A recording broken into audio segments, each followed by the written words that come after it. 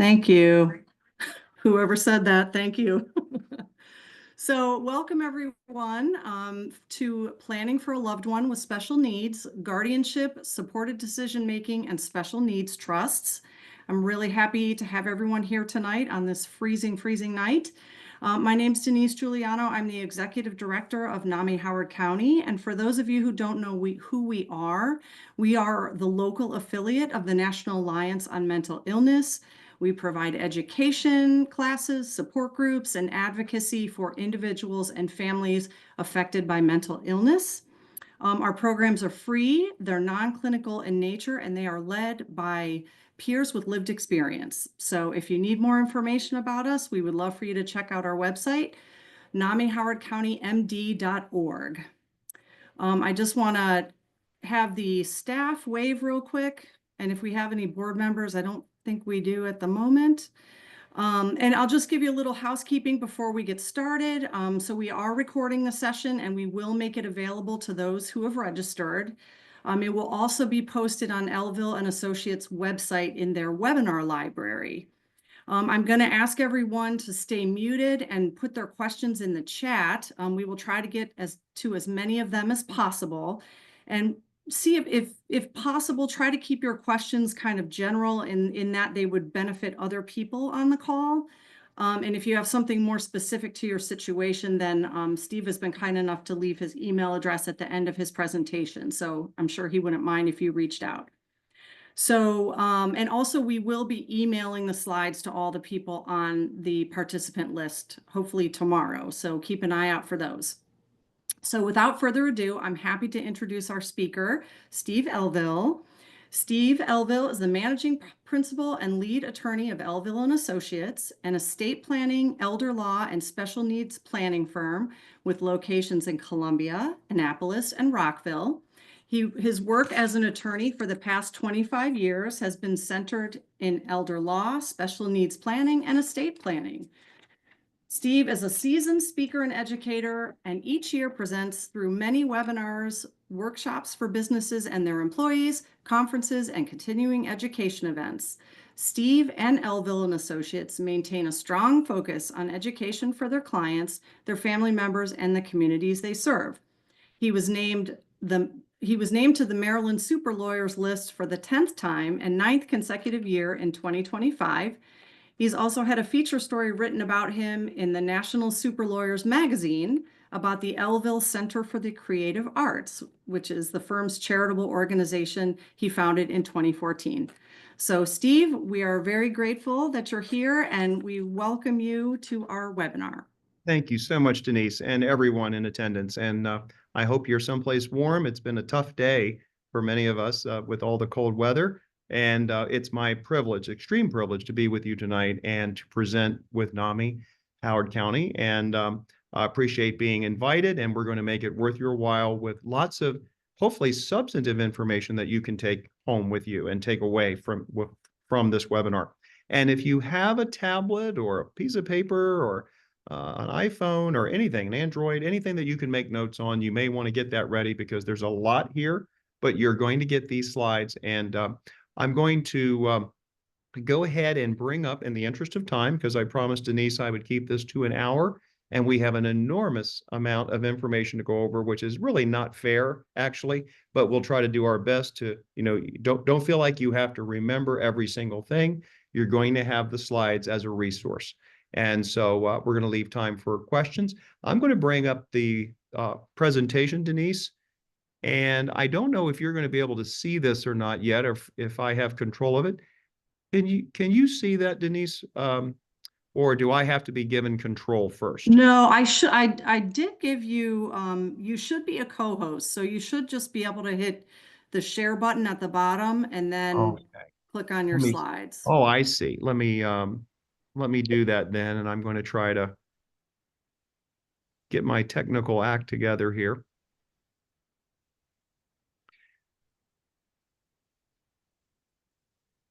There we go. I see that now.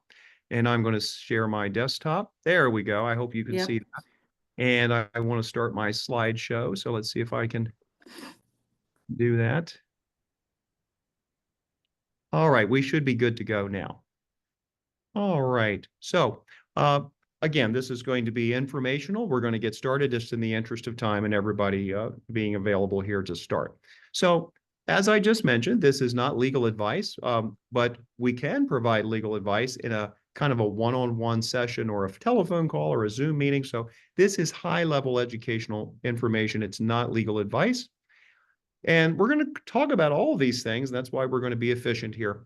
We're going to talk about guardianship and what its drawbacks are. We're going to ask ourselves, what are the questions every family should know about guardianship, and what are the things we should be thinking about to even think about starting such a thing as guardianship? But more importantly, perhaps, is what are some alternatives to guardianship, including understanding supported decision making and its purpose, and what is its current status in Maryland, what is the promise of supported decision making, and what are some of the challenges. We're going to talk about what supported decision making isn't, as we try to get a kind of a perspective on it. We're going to talk about what its relationship is to guardianship and advanced directives and all of these things, powers of attorney. We're going to talk about the types of special needs trusts and what are the different fits for the different types of situations. We're going to talk about resources and tools that families should know about, and basically how to take information and get started or have something reviewed that is already in progress. Maybe you or your family or loved ones did planning years ago. So let's talk about what special needs planning is. And again, we're talking about so many things here tonight. I hope it doesn't become confusing, but let's get started. Basically, special needs planning is really trying to enhance someone's quality of life to the maximum extent possible. And this is pretty obvious, but that is really what it's all about. To not restrict someone, to help them achieve their potential, but also providing for their supplemental needs. So this is kind of the foundational idea of planning for someone with disabilities. All right, I'm going to get my slides moving here. Now, why would someone plan for someone with disabilities? Well, many of these reasons are the same reasons why someone would plan for any situation in estate planning, but in particular for special needs planning, it would be to provide security financially, to understand and leverage public benefits, and that's a very broad term, to put together a team of advisors. So this is more of an advanced concept, but in a perfect world, someone who's doing special needs planning would have an attorney, would have a CPA, and would have a financial advisor, and maybe even a life insurance specialist, and maybe even a life care manager or a coach. Housing is a huge issue, right? So how are we going to plan for housing? How are we going to plan for advocacy for a person going forward? This is one of the biggest challenges in special needs planning. So advocacy and caregiving, coordinating with the entire family, but at the same time, protecting someone from bad things, predators, creditors, basically fraud and abuse. And then ultimately, although it may not be a number one priority, it might be to preserve assets for other family members after special needs planning has been done for someone. Now, having a right team of advisors. Some of the things I'm going to say tonight are going to be redundant, and it's really on purpose because I want to emphasize certain things. So having a team of advisors is really important. If you don't have a team of advisors, we can help you get one together or develop one over time to really support someone with disabilities. Here's a second bullet point, making sure the planning has flexibility. Now, many of you know that our world is constantly changing. We had a huge change yesterday in the government with the inauguration of the new president. There's all kinds of sweeping changes happening. And I know some of you are very concerned about this. But the idea of putting flexibility into planning is huge. If I had talked to you 20 years ago, there was no such thing as building flexibility into a plan. But I've got good news for you that when a plan is put in place today, there can be lots of flexibility built into it. Let's skip down to advocacy. Again, I mentioned just a few minutes ago, we have lots of problems today in trying to figure out who's going to advocate for someone with disabilities or mental health issues relating to disabilities. So this is something that can be resolved through private advocates, and hopefully this is an area that's going to develop over the next several years. Trust protectors. If you've never heard of this, I don't want you to get too worried, but a trust protector or a special fiduciary who would have the power to amend a trust or the power to change trustees or the power to do other things. These are some of the flexibility mechanisms that can be put in place now that in the past could not be done. So that's something that you're going to want to learn about is a trust protector. All right, we're just going to keep right on going here. How do we get started when we're thinking about planning for someone with disabilities or special needs planning, as we might say? Well, most special needs families or families with a loved one with disability don't have a lot of time to think. So one of the things we do at our firm is we give you a chance, families, a chance to sit and think, to actually be thinking through the major issues and how to decide on them. We know you're very pressed for time. We know a lot of families with loved ones with disabilities don't even have time to think about a financial advisor or these other more advanced issues. Who will your loved one live with in the future? What kind of care will be required?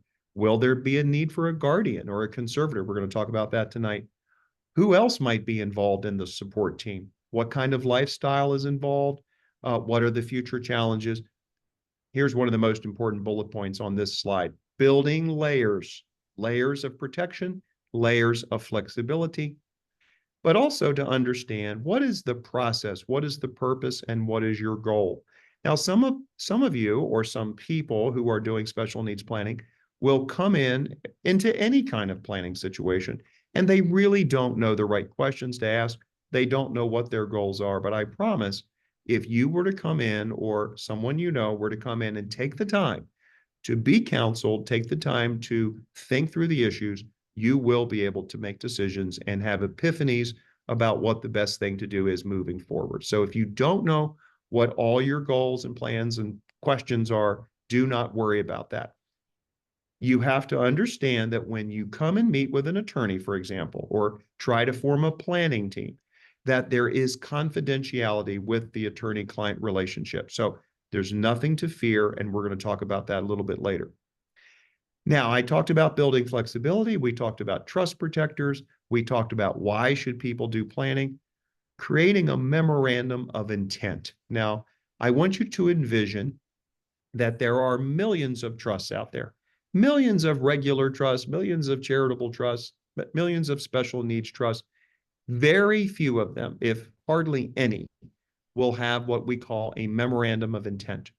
So if you are creating a special needs trust, or maybe someone is creating one for you, if you're on this call and you have disabilities, they can provide a memorandum of intent, which will help any future trustee to understand what the goals, what are the expectations, and what are the purposes of the trust. So this would be a guide. And for some people with disabilities, it's not going to be just a memorandum of intent. It's going to be an entire binder of information that might talk about the person's medical history or their Social Security benefits or their waiver benefits, whatever it may be, the Medicaid system benefits. These are additions to a trust that can make a big difference in how the trust is actually administered in the future. Because remember, a trust or a plan has a trustee, and we just don't know for sure in the future who the trustees are going to be. So as you see at the bottom of this slide, the memorandum of intent or something close to it could be something that is considered one of the most important things in planning.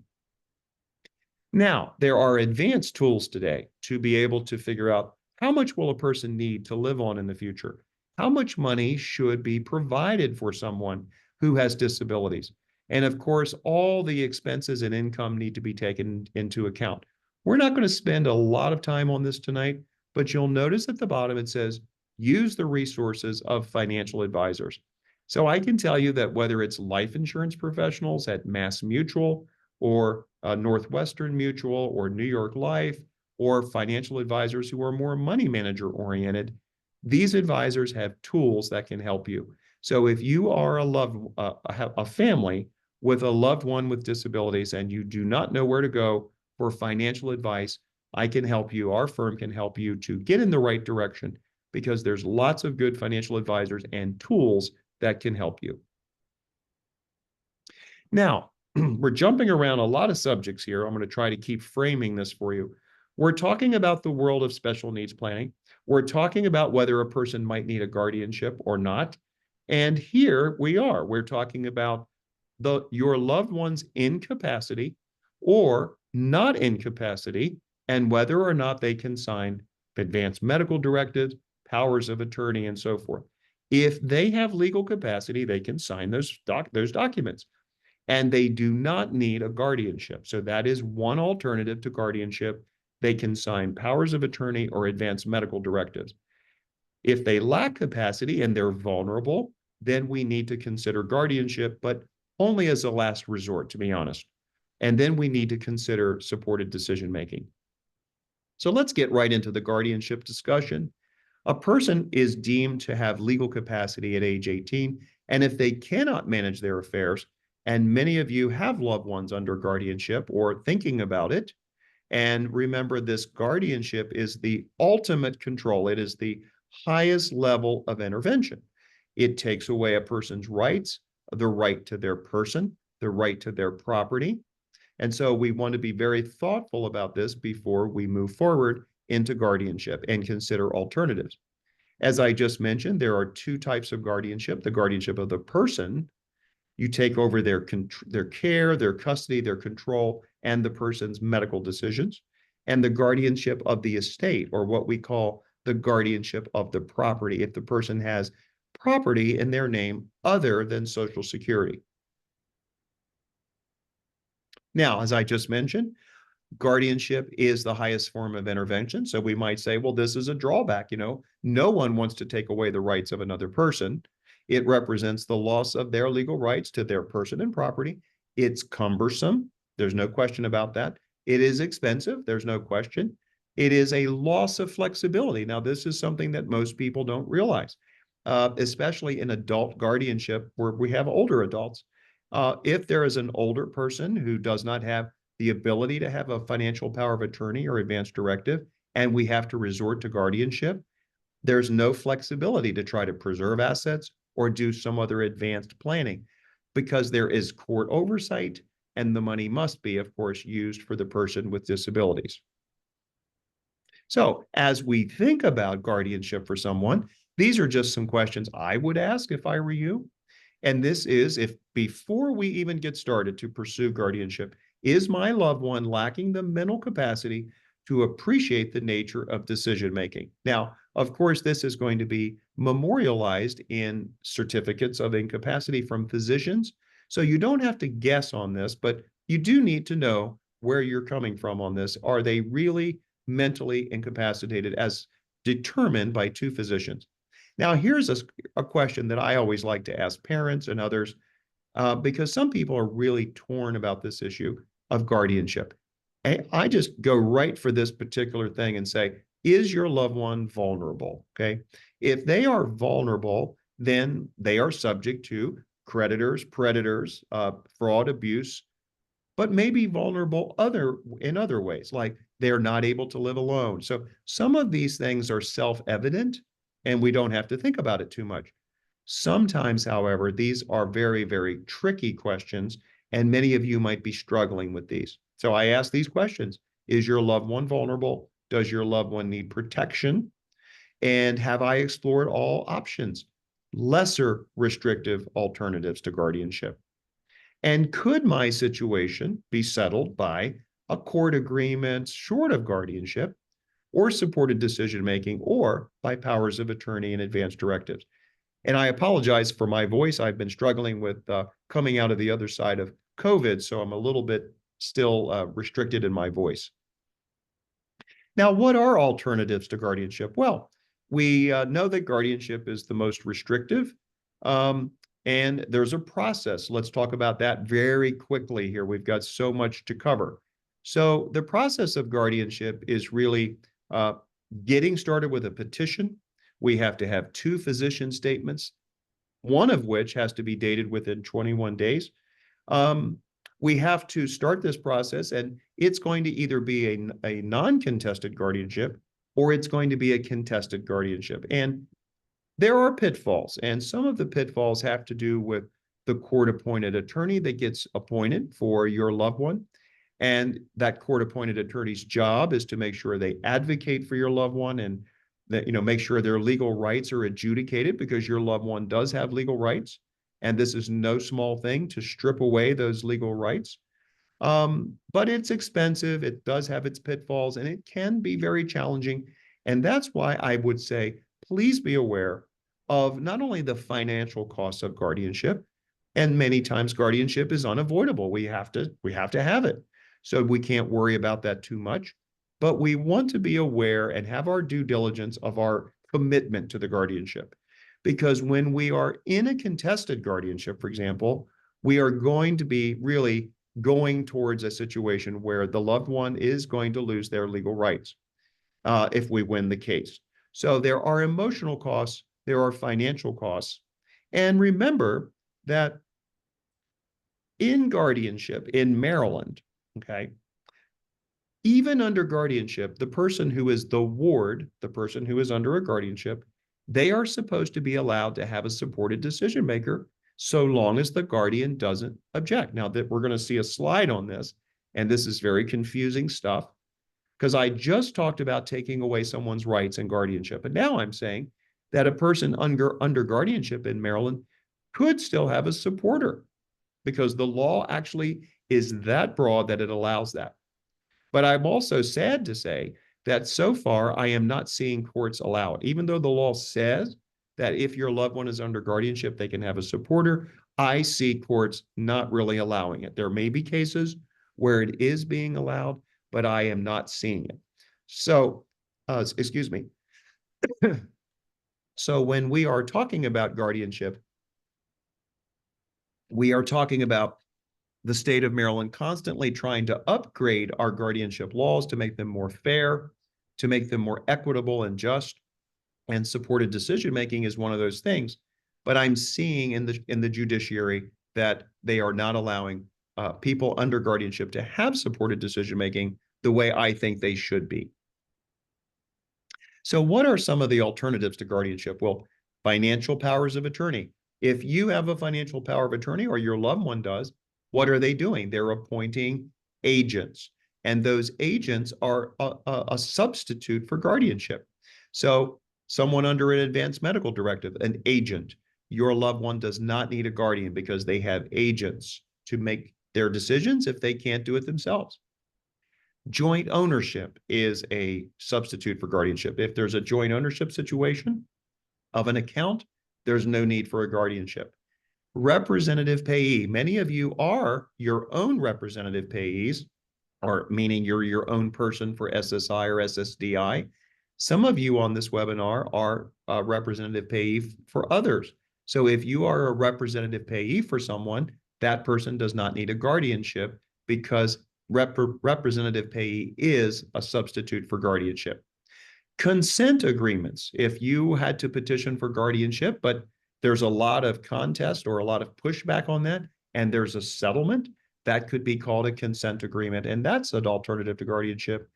And supported decision-making is a substitute for guardianship. And even though we've been talking about supported decision-making for a long time here in this presentation, some of you may still not know what it is. I promise that I'm going to cover that in here in just a few minutes. And here we go. We are at supported decision-making. So supported decision-making is a tool, and it is something that was introduced a few years ago. Maryland finally passed it. Our neighbors in Delaware and DC had supported decision-making for a long time. Alaska, Indiana, Texas, many other states had supported decision-making, but Maryland did not. Wisconsin had it, for example. But now we have it. So how could I or would I describe supported decision-making? Well, I would think about it like this if I were you. And I'm going to say before we get into this discussion that if you're a parent on this webinar, you're either going to love supported decision-making or you're going to think it's the worst thing that ever happened, or you're going to be completely confused by it. And if you were any of those things, I wouldn't blame you at all. And I would not see that there was any reason why you shouldn't be, because it's very confusing. Maryland went from no law at all, no supported decision-making, no flexibility at all, to a massively broad statute. A statute that is so broad that I believe it confuses parents. It is so broad that your loved one could appoint a supporter, and I'm going to talk about what supported decision-making is. They could appoint a supporter in writing, or they could just appoint a supporter verbally. And the law is incredibly broad by design, but it is very confusing. So what is supported decision-making? Well, to me, supported decision-making is the ability of someone to make their own decisions to whatever extent possible, to make their own decisions to whatever extent possible, provided that they have the support to do so. Now, that's just my definition. Supported decision-making, we could argue, is the ability of a person to make their own decisions, a person with disabilities or a person who struggles with their ability to do things, no matter what their level of disability is, okay, to whatever extent that person can make their own decisions, provided that they have the support to do so. So this is what we have. Now, understanding it is a challenge. And so let's go down this list. It's a simple written agreement or doesn't require an agreement at all. Maryland, unfortunately, did not come out with a form. Indiana has a form. Delaware has a form, and DC, I know, has a form, but Maryland does not. So attorneys have to create their own form. So we created one, and it's not complicated. It's a formal authority for someone to say, my rights have been enhanced. I have disabilities, but now I have enhanced rights under the law. And society has to recognize that. If I go into a bank, if I go to a checkout counter, wherever it is, if I go wherever a financial institution, I have the right to help a supporter help me make my own decisions. So it's a formalization. It's an alternative to guardianship. Courts are going to look at this and say, well, this person doesn't necessarily need a guardian because they have the ability to have a supported decision maker. It is a alternative to guardianship. It is an addition to a power of attorney, an advance directive. I'm going to show you a slide that I think will illustrate this. It is another tool for judges and the judiciary to use. It is part of a great paradigm shift where we get away from the paternalistic approach of guardianship to a new world where there is not this paternalism, and it's a new world of self-determination, whether or not it makes sense for some people, and for other people, it won't make any sense at all. So this is the new world that we are living in. I'm going to keep going. So key players and people that you may be familiar with, such as Megan Rusiano, are people I met many, many years ago as I was presenting on guardianship. And Megan was presenting, for example, at the Arc of Frederick, where I first met her. She was presenting on the possibilities of supported decision-making. And now, lo and behold, we have it. And I mentioned this brief history, so I'm not going to spend time on this. You'll have these slides. So it was needed because there was no good alternative to guardianship except for powers of attorney, advance directives, or consent agreements. There is no annual review of private guardianships, so there was a big need for a paradigm shift. There was no clear-cut way for alternatives to guardianship to be explored. Old notions of guardianship needed to be reformed, and as I mentioned, there was I call it a culture of paternalism that needed to be changed. So as we think about how to think about all these things we've been talking about so far, I want to culminate it in this next diagram. So as you think about self-determination for your loved one with disabilities, here's how I would think about it. And you're going to see these examples or these explanations. If someone has a power of attorney and advance directive, what do they really say? And I'm going to go to the next slide just so you can see it. This is what I want you to focus on. If I have the ability, if I have the mental capacity to sign an advance directive and a power of attorney, I know that I can appoint an agent and I can avoid guardianship. So what am I really saying? I can make my own decisions, but if I can't, someone else will make them for me. Okay, that's what would happen. Now, on the other side, on the extreme right-hand side, we have guardianship. That's the exact opposite. I cannot make my own decisions, and I need the protection of a guardian.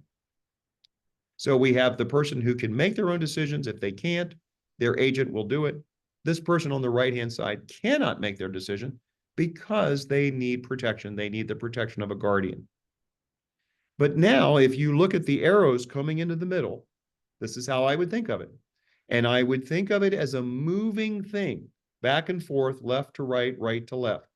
The person in the middle says, I can have a supported decision-making agreement, and I will make my own decisions to whatever extent possible, provided that I have the support to do so. So someone who had a power of attorney and advance directive could also have a supported decision-making agreement. They don't need a guardian. Conversely, and this is supposed to be what Maryland law is, a person could be under guardianship and still have a supporter. To me, what this means is the person hasn't lost all of their legal rights. Now, no person under guardianship loses all their legal rights. A person still has a moderate amount of legal rights, but they've lost most of them. With someone having a supported decision-making agreement under guardianship, I think what that means is they have expanded rights under a guardianship. But so far, I am not seeing, or I haven't heard of courts buying into that in Maryland, even though it's the law. So where I would encourage you to do is look at this continuum and then go back to the slide I just showed and say, okay, where does my loved one fit in on this continuum? And if nothing else, in my opinion, this way of thinking will help you decide if you're sitting on the fence. It will help you to decide whether you should pursue guardianship of your loved one or whether your loved one could go without a guardianship. All right, we're going to keep moving on now. And I do apologize about my throat. So let's talk about what supported decision-making is not. And hopefully you are getting something so far out of this webinar and not being confused. So a supported decision-making agreement is not a financial power of attorney. It is not a way for someone else to make decisions for a person. Because remember, the person under supported decision-making who has a supported decision-making agreement, they have not given up any of their rights. They have retained their rights. They are the only ones that make decisions. It is not giving authority to a third person to do with what they deem to be appropriate. So the third person doesn't have any authority. They can't tell the other person what to do. They have very, very clear guidelines that they are to advise, but not be influencing this person to make decisions in a certain way. It is not a mechanism where the person gives up their rights. And as we said, this is not guardianship. As opposed to guardianship, guardianship is the removal of a person's right. It is giving, the person gives up their rights to decide where they live, decide their own decisions, even though a good guardian is going to do what? They're going to include the person and their feelings and their preferences, right? The person generally, unless the court allows it, gives up the right to vote. Someone under guardianship, you have to specifically ask in the guardianship petition for the court to allow them to continue to vote. They don't have much legal choice about anything. And again, the guardianship, even though it's been proved, it is still this protectionism, and there's no right, there's no recognition, I should say, of the right to take risks. So I'm going to stop here for just a moment. So what is supported decision-making? Supported decision-making, and this is, I'm not saying this is right or wrong. I'm not saying that this will make sense to certain parents or not. Supported decision-making is saying a person needs to be given the right to take risks. Because if a person doesn't have the right to take risks, which guardianship protects against all risk, right? But if a person doesn't have the right to take risks, they have no freedom. They have no self-determination. So that's why supported decision-making, breaking away from this guardianship concept, is a very scary idea for some people. With supported decision-making, there's no removal of rights. there's actually a potential for restoration of rights. If a person was under guardianship, but they really shouldn't have been, they could have the guardianship removed. How do you remove a guardianship? You have to show with 2 physician statements the person is no longer disabled. It's a paradigm of risk. I just mentioned that. It's a right to fail. Whether that is scary or not, that's what it means.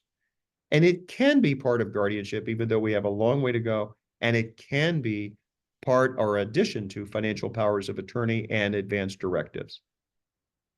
All right, so I'm looking at my clock, Denise, and it looks like we're a little bit past a halfway point. So I guess we're doing pretty well. I'm going to keep going now into special needs trust, and I know we're covering a lot of ground. Thank you for staying with me. There are 2 major types of special needs trust, and as we look at this chart, we're going to see 3, but really there's just 2 types. So the first one at the top is called the third-party trust. If you create what I'm going to call a supplemental needs trust for someone, and it is a third-party trust where if you passed away or if you just funded money into that trust, it's coming from you. You are a third party, or another relative is funding that trust. That is a third-party supplemental needs trust. That is the preferred trust.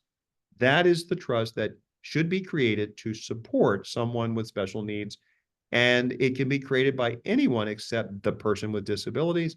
And upon the death of the person with disabilities, as terrible as that is to talk about, the money does not go to the state of Maryland. There is no payback to the state of Maryland, and it goes where the grantor of the trust, the person who created it, it goes where that person says. Now, the D4A trust and the D4C trust, I apologize, these are references in the United States Code 42 USC 1396P. This is where these references are. These are called first-party trust. So those of you who may have seen this before, someone receives an inheritance they shouldn't have received. It knocks them off of their benefits. Someone receives a settlement because of a birth injury or an accident.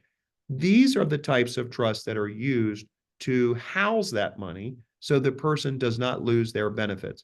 A pooled trust there's a couple of pooled trusts in Maryland, maybe 3, but these are payback trusts. So we don't want to use a first-party special needs trust unless we have to. And sometimes we do have to. For example, sometimes a parent is a military veteran. Well, military veterans can leave their military pensions in a special needs trust upon their deaths. That was a new law about 10 or 15 years ago. Well, now we have to use a first-party trust. So sometimes we have to use first-party trusts because of certain reasons, but if we can avoid it, we would like to use what is called the third-party supplemental needs trust. So as you see here, the third-party trust is the best tool for general estate planning for someone with special needs. So I'm not going to belabor that. And the third-party trust basically says, well, the beneficiary didn't create the trust. The person with disabilities didn't create it. It doesn't hold any of that person's money because it cannot hold their money. It can only hold somebody else's money. And the beneficiary can never be the trustee of that trust. And as I mentioned, there's no payback to the state. It can be revocable. It does not have to be irrevocable, but it many times is revocable in this day and time until death. And it has a lot of flexibility built in. And remember, we talked about that early on. Now, you're going to have these slides, so do not panic when I move on to the next slides. This is what I particularly think a modern special needs trust looks like. We have trustees. One of the biggest issues in estate planning or special needs planning today is who's going to be the trustee. That is a big deal. So that's why we need time to think. We basically mentioned trust protectors, special fiduciaries that I highly recommend you would include in a special needs trust, although it's not required to include them. Many of you have ABLE accounts for your loved ones. So a good supplemental needs trust is going to say, hey, you can fund that ABLE account. Although many of you are aware that we did have a scare with Maryland ABLE about a month ago, 2 months ago. We won't get into that today, but you should keep both eyes open about whether the Maryland ABLE account is going to be exempt or not for public benefit purposes. A good special needs trust is going to talk about advocates. The trustee should hire an advocate. The trustee should make sure the person with disabilities has an advocate. We talked about a letter of intent or a memorandum of intent or a binder. Many times, and I'll go ahead and mention this because of our audience here for NAMI, many times, especially with mental health disabilities, we could really use a trust advisory committee. The trustee has an issue that they're dealing with the loved one with disabilities, or especially sometimes with mental health issues and disabilities. And that trustee says, you know what? I need expert advice. I've gone to the lawyers. I've gone to my CPA. I really need a committee of people, the caseworker, a psychiatrist, someone from NAMI, for example, or anyone who might sit on a committee to advise that trustee. So that's what that's all about. That's a good provision to have in a trust. Special retirement plan considerations. Many of you, when you create a special needs trust and you die someday, you may be deciding to leave 401k or 403b or IRA assets, retirement plan assets, into a special needs trust. If your loved one with disabilities is exempt, which many of them are, most of them are, if they are exempt under the Secure Act, this is the legislation that both sides of Congress supported, unfortunately, in 2020, that it accelerates the payment of tax on IRAs. But those persons under a disability and the special needs trust is exempt from that accelerated tax. So that special retirement plan consideration, that is a big deal for many families. And you need to know that a special needs trust and the beneficiary would be exempt so long as they meet a certain criteria. Now, what can a special needs trust pay for? Well, it can pay for anything if it's a third-party trust. It can pay for almost anything that is for the benefit of the person and would enhance their lives. If it is a first-party trust, and we're not going to spend a lot of time on this, but if it's a first-party trust, there are more strict requirements about what it can be spent for, and there has to be an accounting every year to the Attorney General's office, or what we call the Department of Health, and the Attorney General there, or the Office of Liens and Recoveries at the Department of Health. Now, how much should a special needs trust receive in funding? Well, in a perfect world, let me just get this out on the table. You'll see here in bullet point number 2, life insurance is one of the issues in special needs planning. Many people don't know how much money, most of us don't know how much money we're going to have when we die. So if you create a special needs trust, life insurance is one of the most important funding tools, okay? We need to optimize the special needs trust for retirement plans, just like I just mentioned. We want to look at projections from CPAs or look at projections from financial companies or insurance companies that have tools that can project.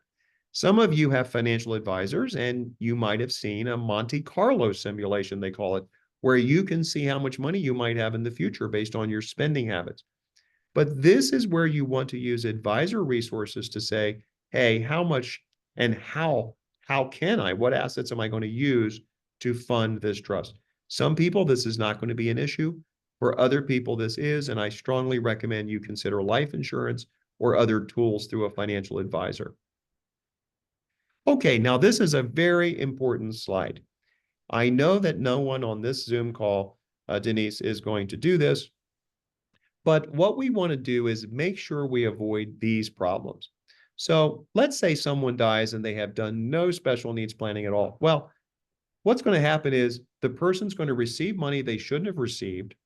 There's going to be a loss of SSI or loss of means tested benefits of some kind, and that's a problem. And we would have to use a first party trust to get that money out of the person's name, save their benefits, but now there's going to be a payback to the state of Maryland. Or bullet point number 2, someone did their best, but they got bad advice. I hate to say that that's out there. And they left the assets in a trust that really they thought was a special needs trust, but it really isn't. And I've seen my fair share of these trusts. So this could result in the same problem. So some people say, and I still see people doing this. I had 2 or 3 people recently tell me this. Well, Steve, I'm just going to leave my loved one nothing. I'm just going to disinherit them and leave the money to someone else in the family. I'm going to leave it to my my siblings or my other children, and they will use it for my loved one with disabilities. Well, that is a big mistake. And why would that be? Well, let's look at these bottom 4 bullet points here.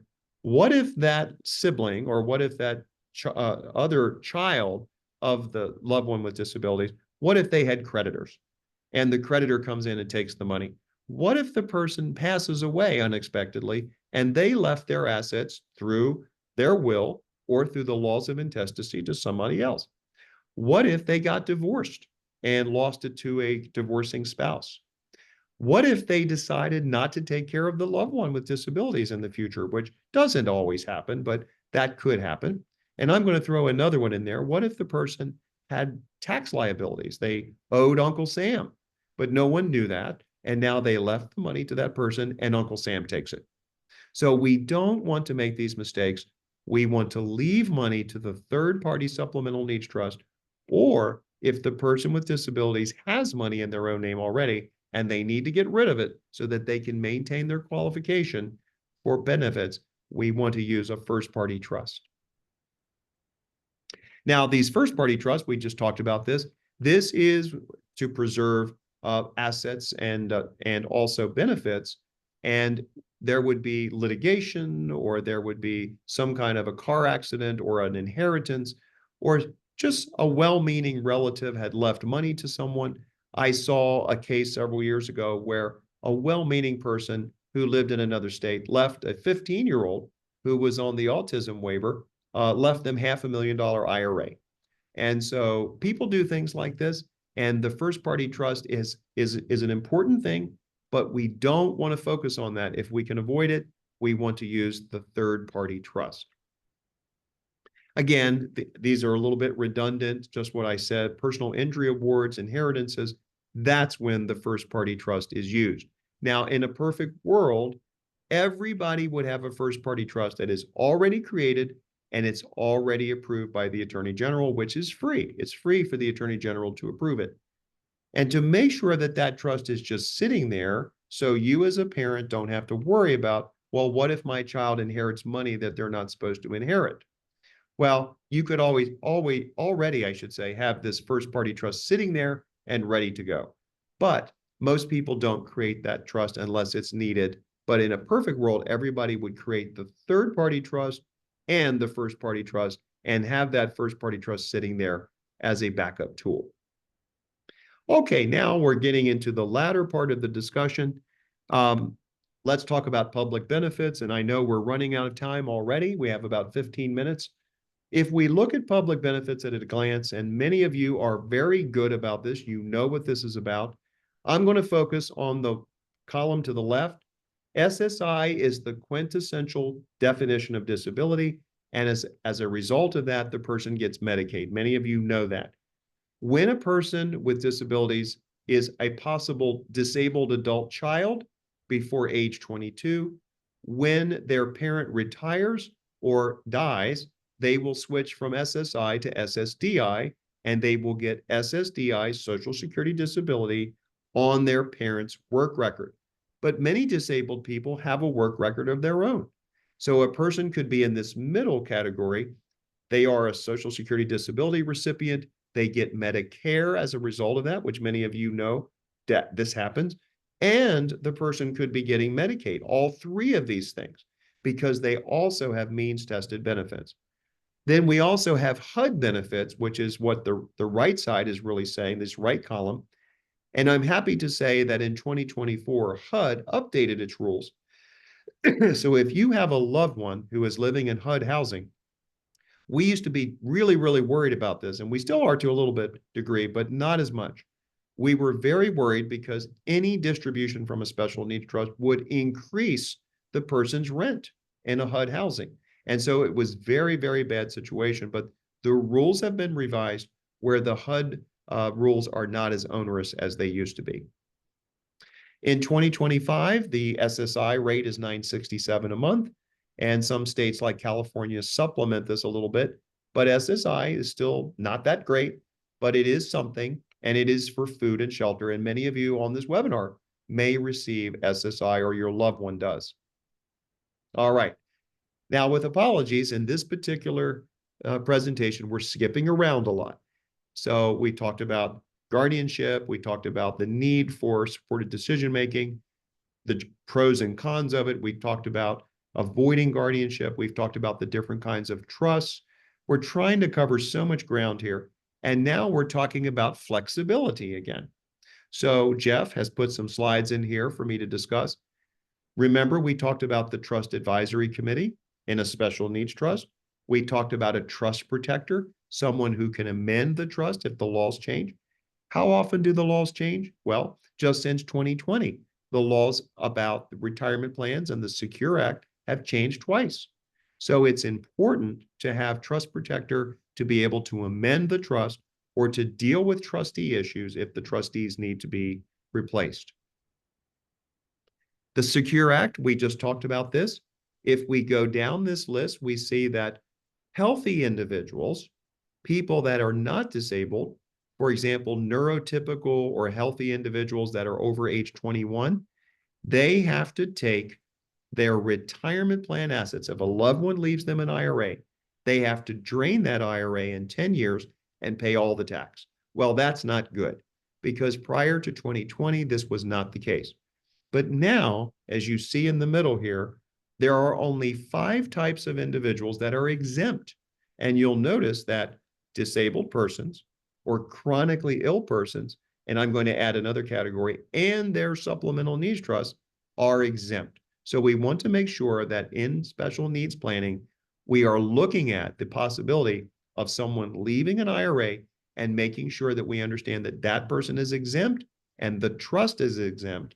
Therefore, the IRA money can be stretched out without taxation for much, much longer until the beneficiary is in their late 80s. Now, we talked about this early on, but I just kind of glossed over it. Choosing the trustee. This is the biggest issue in special needs planning and in planning in general. Who is going to manage the trust? So should it be a family member? Should it be a professional? Should it be an attorney? Do they understand the complex SSI rules and tax reporting? Oversight. What are the family relationships? What are the fees that would be charged? Are there any conflicts of interest if we have a family member? What is their knowledge and experience and willingness to serve? Now, trying to be a little bit light here for a few minutes, I always joke when we do this webinar that my assistant or my colleague Jeff was looking for the perfect people, and here they are. We found 2 perfect people, and of course I'm being facetious, but these people understand all of these things that are in these concentric circles. They understand their duty to be accountable because we're talking about what is the kind of trustee we're looking for here. Well, they keep accurate records. They keep the beneficiary informed. They comply with statutory duties. And there are statutory duties. Beneficiaries have to be given information. They have to be given notice in a certain period of time. All these things are happening.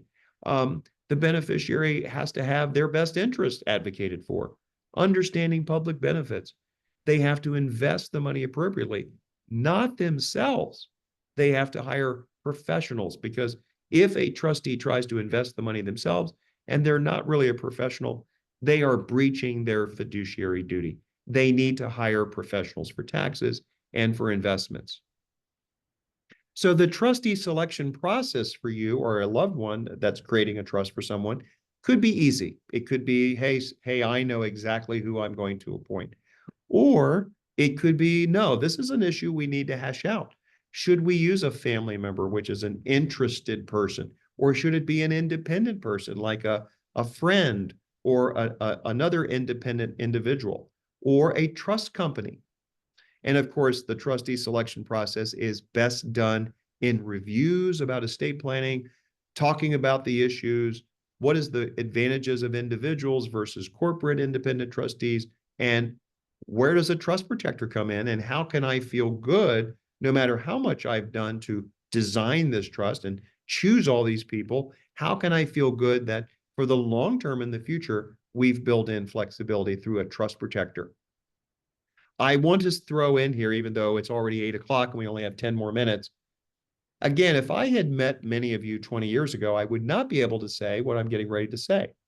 And it's a lot for me to ask you to believe in a very short webinar, but I want you to try to consider that the law has progressed and you can put together planning today that is not only flexible, but the law has flexibility in it.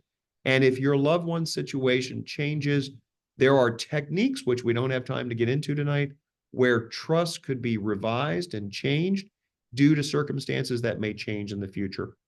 I hope that gives you some peace of mind to know that you can build flexibility into a plan. If we do special needs planning in a will-based plan, you'll notice that the will's right here in the middle. On the right and left, we have powers of attorney and advance directives for you, the person who might be creating the special needs trust. But you can see that the special needs trust is embedded in this example right inside the will. If you wanted to cover all your bases, get it in place, cover your basics, this is how you do it. It does not have to be any fancier than this. Now, some of you might put together a revocable trust. A revocable trust is just a substitute for a will. That's all it is. And you'll notice here that those of you who might have a revocable trust, and many people who do special needs planning do use a revocable trust, you can see that the special needs trust can be embedded right inside of it. Or we could have a standalone special needs trust or supplemental needs trust. Why would you create a standalone supplemental needs trust? Well, as we start to wrap up, it is usually because, one, you plan to fund that trust during your life. So if you planned on putting money into a trust during your life, you would have to create it so it's there for you to put money into.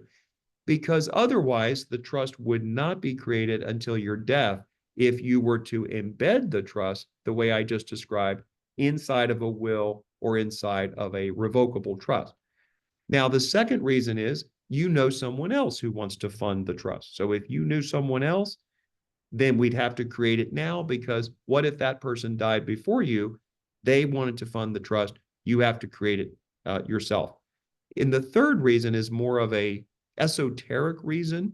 It means that, well, if the trust stands on its own for the long term, let's say you died and your loved one lived another 30 or 40 years or more, it's better if the trust stands on its own. But no matter how the trust is put together, if it's a good third-party trust, whether it is embedded or whether it stands on its own, it does not protect your loved one any less than the other one. They both protect the same. It is just a matter of approach. So that's what I wanted to convey about that. Now we're getting towards the end. We've talked a lot about incapacity planning. Denise, I'm not going to spend a lot of time on this, but I do want to show these slides. Remember that if your loved one can execute these basic documents and appoint agents, and they are not vulnerable in your opinion, then this is going to be a good substitute for guardianship, and guardianship is not needed. All right. So how in the world can someone get started with special needs planning? Well, you might want to start thinking about a memorandum of intent, and I'm happy, or Jeff is happy, to send a sample to you that you could use as a memorandum, or you could create your own. You want to establish your own estate planning, your own will, your own trust, your own powers of attorney, your own advance directives. And as part of that plan, you would establish a supplemental or special needs trust. We want to look at the financial aspects. How are we going to fund this special needs trust? And we're going to want to make sure retirement plans, as I've mentioned several times, because it's a big deal, retirement plans are properly designated to the trust if it's a special needs trust, and that the provisions of the trust are talking about the Secure Act and how your loved one is exempt. So there's nothing to fear if you have a need to really get some counseling about this.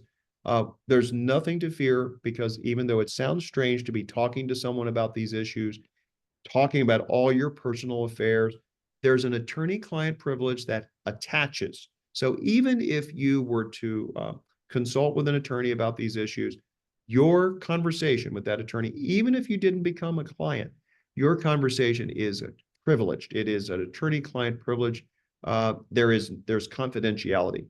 And we want you to bring your existing documents. If you have any old documents, which I hope you do, bring them so we can review them because we can see what needs to be updated. Maybe you did special needs planning in the past and we need to update that.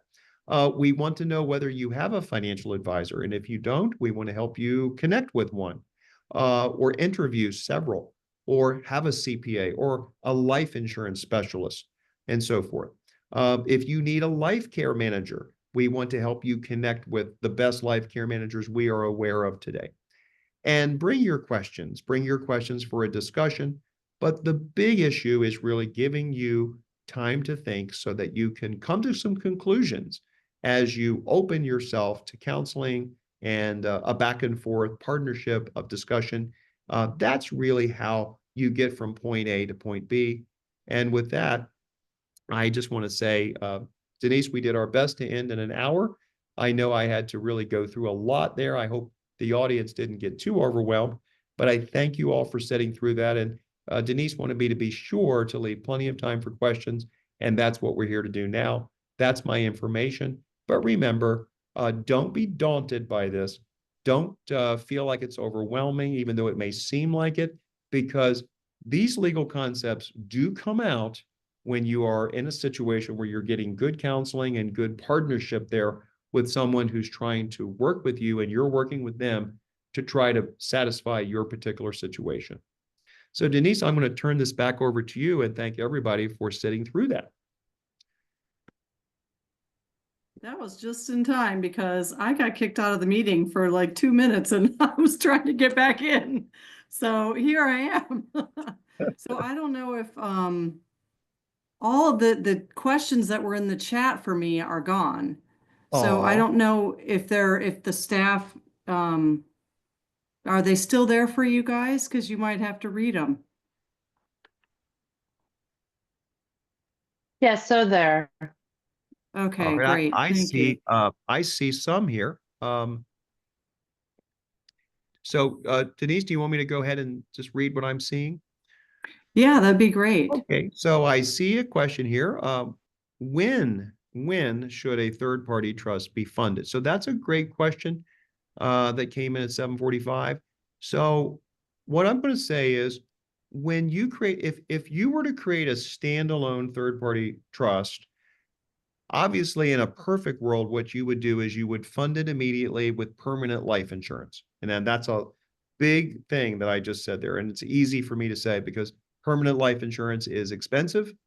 But if you funded that trust with permanent life insurance, you would be guaranteeing that something is going to go to that trust. Now, most parents, in my experience, don't fund the trust until their death. So I think the ideal thing is to fund it immediately with life insurance. Now, some parents are going to say, well, I'm going to fund this thing throughout my life. I'm going to put some money in there. It makes me feel good. I know I don't have to put any money in at all until my death. But some people are going to feel emotionally satisfied.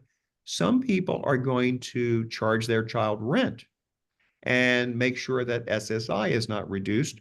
They're going to take that rent money and put it into the third-party trust. So it just depends on what your goal and what your situation is. But I would say in a perfect world, you would fund it immediately with life insurance, but not everybody does that, but that would be perfect. Now, in the second question, I see, if I don't mess this up, it says, how can funds in a third-party supplemental needs trust be most easily accessed by beneficiaries to make things easier for the beneficiary and trustee? And then they give an example here. I'm going to see if I can go down into this. Here it is. And it says, beneficiary is a self-sufficient disabled adult receiving only SSDI at this time. Can they use their credit card to pay for allowable purchases? Then a bank account in the S&T auto pays the balance of the credit card and so forth. The reason considering an S&T, Medicaid replacing a current expensive Medigap plan is being considered. Well, let me try to it doesn't sound like this beneficiary is receiving SSI.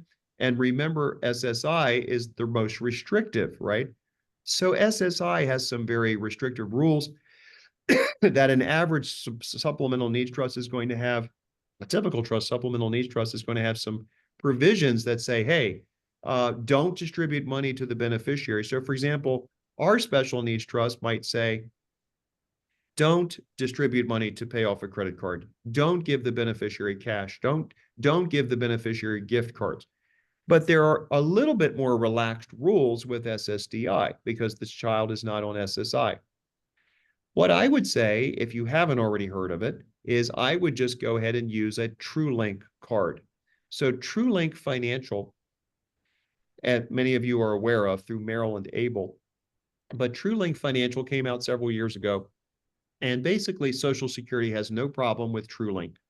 If you attach a TrueLink financial card to a trust and you electronically upload money so that the beneficiary has access to some money, and you also can control it through a dashboard arrangement where you could basically decide the kinds of stores that this beneficiary can shop at, where you have some control over it, that probably is the most ideal thing rather than paying off a credit card and so forth, even though I think with SSDI, it would be probably not a big deal. But I think the ideal thing to do is to use the TrueLink card. And if you're not familiar with TrueLink, we can get you a brochure or you can go to TrueLink Financial.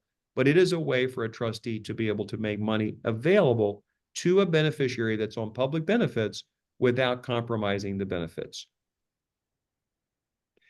Now, I'm looking at another question here, Denise, that says, does Virginia, I'm assuming, have supported decision-making? Well, that's a great question. I have not heard that Virginia has it. Now, they might, because when Maryland finally came to the party, so to speak, and got supported decision-making, I understand that a lot of other states did get it. So I would be surprised if it doesn't have it. But if you will email me, I promise we would get you an answer on that and wouldn't take too long for us to be able to figure that out. Next question is, how do you plan when you have a young child who has autism and it is unknown how functional they will be in the future? This is a great question. It says, I was thinking about your discussion in terms of guardianship and the other options. So here's how I would think about it. I've dealt with so many families that have a loved one who's younger than 7 or 8 years old, or maybe 10 or 12 years old or 13, and it's unsure. It's exactly the same question that you're asking. What is the future hold? And we just don't know. So I think that you could, maybe this is a good way of putting it. And Denise, it looks like we have plenty of time, so I'm going to just take a second here. I think that in all planning, whether it's estate planning, retirement plan planning, special needs planning, you can only plan for what you know today. I don't have a child with special needs, but I have 3 children, and I've just dealt with so many hundreds or thousands of clients with special needs children. I'm kind of intuitive about things. And I will just say this, when you go to do your planning, what do you know? Well, you know you have a young child. You know the child has autism. You know you're dealing with the potential for they're having public benefits when they become an adult. Well, you know that. So you plan according to that. And I think that you give yourself permission to build enough flexibility into the planning that you know that even if you're off a little bit, you're still going to hit the target. And here's what I mean by that. The thing that I think you could take comfort in about planning is that unlike 20 years ago, you can plan today and say, well, I'm going to treat my child as a special needs beneficiary, and I'm going to plan accordingly. But if you never revisited your planning again, which you probably will in your lifetime, but let's say you never did, you would always know that the law is so flexible these days, and there's something called decanting, which would allow your child's special needs trust to be changed to a non-special needs trust. So in other words, if you planned for special needs, but your child ended up not having it, and of course, you will change your planning over time. But let's say you never did. There's enough flexibility in the law to change. Now, on the other hand, perhaps you would plan, I don't really know if my child is going to have to be on public benefits or not. I'm going to plan for their general needs, but you can have a backup supplemental needs trust in your planning. It's called a standby supplemental needs trust. Now, based on your question and the fact that you know your child has autism, my guess is you would, as a young parent, go ahead and get special needs planning in place, knowing, one, I'm doing what I know today. That's all I know. Two, I can update my plan at any time. Most people, when they do an estate plan, they think this is it. There's a lot of pressure. I've got to make perfect decisions, and you will make the best decisions that you can make. But remember, you will most likely, statistically, have time in the future to change your plan as your life changes, as your child's life changes, and as the politics and the taxes and the laws change in the future. Plan for what you know today, knowing that you're building in flexibility and that you can always change your planning, because you, as a good parent, are going to revisit your planning over the years to come. Next question. Thank you for a very informative webinar. I look forward to the materials. Thank you so much for that nice comment. Appreciate that. And there's another nice person that says thank you. Another person said thank you. So I really appreciate those kind words. Thank you very much. And again, we're here to be a resource. Denise, there may be other questions, but I don't see them in here yet. I see very many. Thank you very much. And so you may have other questions, or the staff. But I think that the last question there, boy, that was really the big one. And all the questions were good, but knowing that you can always update, that's really a big thing. Here's another question. Is there an estimated amount to a third-party trust should be funded to? And that is a great question as well. So let me answer that very quickly. It's all going to depend on how much or how many children you have, or the extent of the disabilities of your child, whether your child is going to be in group housing or some kind of HUD housing in the future, or whether you're going to provide future housing for that child. What kind of caregiving, all of that is going to go into it. What kind of financial assets that you are leaving your family in general. But I think through the modern tools, the Monte Carlo simulation, a lot of life insurance companies like Mass Mutual have tools to be able to talk about funding. But if you're a person who you have regular, let's say, financial advisory needs, you have some brokerage assets, you have some retirement assets, you have a home. I think through your regular financial advisor, if you have one, you can sit and do projections. And through the process of, let's say, juxtaposing your financial life with the potential needs of the loved one, are they going to be a loved one that you know is going to be on means-tested benefits for the rest of their lives? What is their living situation? It's kind of a juxtaposition of those things, and we try to come up with an answer. And then also looking at broad statistics. How much income if you left your child a certain amount in a trust, how much would that produce in dividends and interest every year versus how much that child is going to need? So just really a lot of juxtaposing the facts and circumstances and working through it and just struggling through it. Thank you. So while we still have a few minutes, so if people think of any more questions, definitely put them in the chat. But Heather just put in we have a very short survey that we would ask that you could take a couple minutes to do.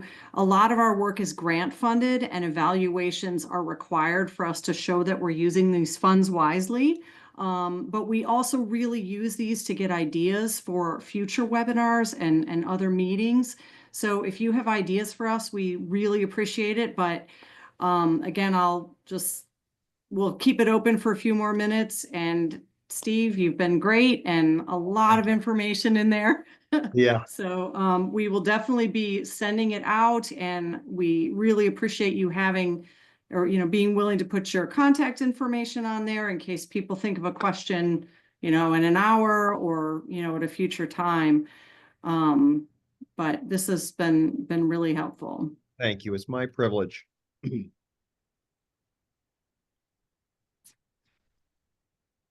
So we'll just hope everyone takes a minute to fill out the survey, and feel free to ask any more questions.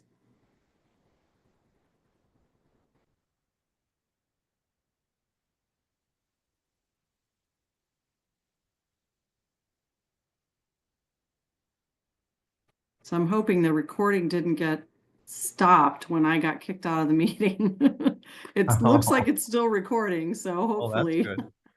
It was really weird. I just disappeared. I couldn't get back in. And then right when I got back in was when you turned it over. So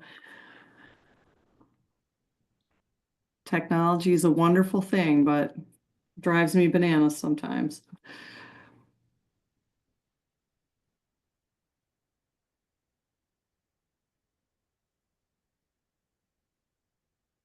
Well, I don't think we have any more questions. Oh, here we go. Here's another one. All right. My son is a disabled adult child. Is it worth preserving Medicaid?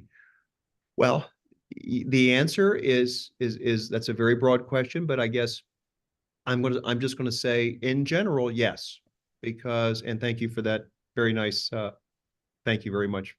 Uh, the answer is yes, generally speaking, because if if if you don't preserve Medicaid, right, meaning if your child is in a means-tested benefit situation, even though they become a disabled adult child, they still need a special needs trust to preserve their means-tested benefits. So I think it really boils down to what are that child's resources, and do you as a family feel that those means-tested benefits are worthwhile?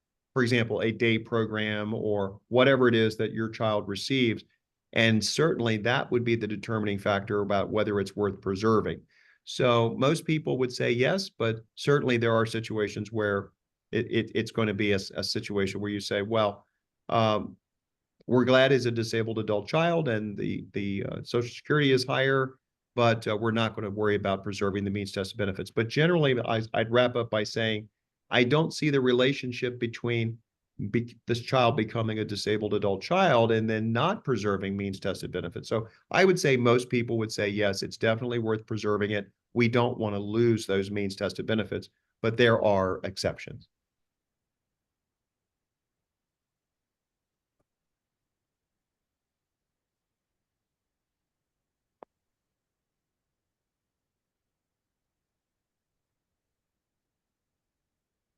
Somebody also had asked a question, can we share the slides and information with others? Oh, yes, please feel free. Yes, this is a program we've made public many times, so there's no reason not to do that. Thank you.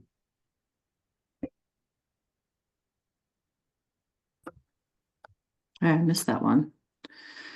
Okay, well, I guess we'll wrap up then. And I would just encourage people, if you think of any other questions that you have, to reach out to Steve or Jeff. And certainly, if you have any questions for us, we will be sending out the slides and the link to the webinar. So you'll have our information, but any other questions or information you need about NAMI Howard County, visit our website, namihowardcountymd.org.